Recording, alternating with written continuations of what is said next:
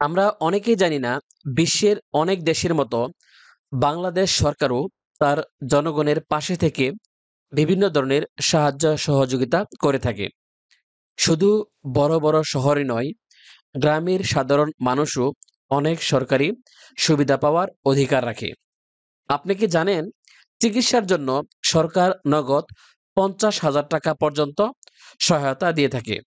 কিংবা কেউ যদি খুব গরিব হয়, তাহলে সরকার বসবাসের জন্য ঘর তৈরি করে দিয়ে থাকে। দুঃখজনক হলেও সত্যি, আমাদের দেশের বেশিরভাগ মানুষই এই তথ্যগুলো জানেন না। তাছাড়া যারা দরিদ্র, তারা এই সুযোগ সুবিধাগুলো থেকে বঞ্চিত হয়। মূলত যাদের এই সুযোগ সুবিধা পাওয়ার কথা, তারা কিন্তু পায় না। কারণ তারা কিন্তু এই সঠিক তথ্যগুলো সঠিক সময়ে পায় না। তাই আজকের এই ভিডিওতে আমরা জানব সরকারি যেসব সহায়তা আপনি এবং আপনার পরিচিত কেউ চাইলেই পেতে পারেন। জানুন, বুঝুন এবং অন্যদের সাথেও শেয়ার করুন। কারণ এই তথ্যগুলোই আপনাদের জীবন বদলে দিতে পারে। এখন আমরা জানব চিকিৎসার জন্য এই 50,000 টাকা সরকারি সহযোগিতা নিতে আপনাকে যে সকল কাগজপত্র উপস্থাপন করতে হবে বা যে সকল কাগজপত্র উপজেলা সমাজসেবা কার্যালয়ে জমা দিতে হবে। আক্রান্ত রোগীকে অথবা আক্রান্ত রোগীর পক্ষে উপজেলা সমাজ সেবা কার্যালয়ে গিয়ে উপজেলা সমাজ সেবা অফিসারের নিকট 2 কপি আবেদনপত্র জমা দিতে হবে। একটি মূল কপি আর অন্যটি হচ্ছে ফটোকপি, অর্থাৎ এক সেট ফটোকপি এবং অন্য আরেকটি সেট মূল কপি জমা দিতে হবে। আবেদনপত্রের সাথে অবশ্যই ফরমের নির্ধারিত স্থানে বিশেষজ্ঞ ডাক্তারের স্বাক্ষরিত প্রত্যয়নপত্রের মূল কপি সংযুক্ত করতে হবে।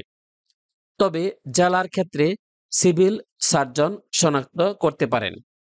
অর্থাৎ আপনি যে রোগী, সে সম্পর্কে ডাক্তার একটি প্রত্যয়নপত্র দেবে। জাতীয় পরিচয়পত্র বা জন্ম সনদ গেজেটেড অফিসার কর্তৃক সত্যায়িত করতে হবে। 2 কপি ছবি গেজেটেড অফিসার কর্তৃক সত্যায়িত করতে হবে। অর্থাৎ আবেদনকারীর 2 কপি ছবি গেজেটেড কর্মকর্তা কর্তৃক সত্যায়িত করতে হবে। 1 কপি ছবি ফর্মের মধ্যে সংযুক্ত করে দিতে হবে। রোগীর বয়স আবেদনের তারিখে 18 বছরের কম হলে পিতা মাতা বা বৈধ অভিভাবক আবেদন করতে পারবেন। সেক্ষেত্রে আবেদনকারীর 2 কপি ছবি গেজেটেড অফিসার কর্তৃক সত্যায়িত হতে হবে এবং 2 কপি জাতীয় পরিচয়পত্রের ফটোকপি গেজেটেড অফিসার কর্তৃক সত্যায়িত করতে হবে এবং আবেদনের সাথে সংযুক্ত করতে হবে। ইতিপূর্বে সমাজসেবা অধিদপ্তর বা মন্ত্রণালয় হতে চিকিৎসা বাবদ অর্থ গ্রহণ করা হয়েছে কিনা সে বিষয়ে রোগীর আবেদনকারীর স্বাক্ষরিত প্রত্যয়নপত্র সংযুক্ত করতে হবে। অর্থাৎ আপনি ইতিপূর্বে সমাজসেবা অধিদপ্তর থেকে কোনো সহযোগিতা বা সহায়তা নেননি, সে বিষয়ে একটি প্রত্যয়নপত্র আবেদনপত্রের সাথে সংযুক্ত করতে হবে।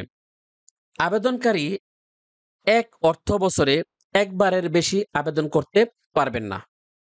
আবেদনকারীকে প্রয়োজনে www.welfaregrant.gov.bd ওয়েবসাইটের মাধ্যমে অনলাইনে আবেদন করে উক্ত আবেদন ফর্মের প্রিন্টকৃত কপি স্বাক্ষরপূর্বক জমা দিতে হবে। অনলাইনে প্রবেশ করে কিভাবে সহজে আবেদনপত্র পূরণ করতে হয় তা অন্য একটি ভিডিওর মাধ্যমে আমরা বিস্তারিত দেখানোর চেষ্টা করব।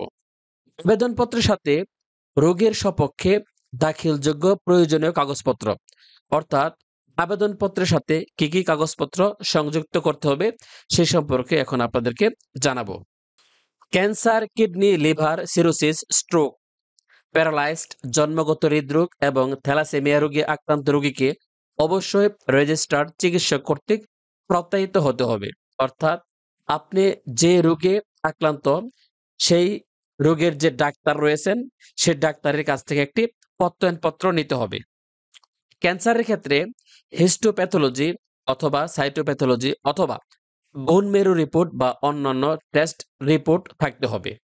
কিডনি রোগের ক্ষেত্রে অ্যাকিউট রেনাল ফেইলর অথবা ক্রনিক রেনাল ফেইলরে আক্রান্ত ডায়ালাইসিস সেবা নিচ্ছে, কিডনি প্রতিস্থাপনের প্রস্তুতি নিচ্ছে অথবা কিডনি প্রতিস্থাপন করছে এমন রোগীদেরকে বিবেচনা করতে হবে।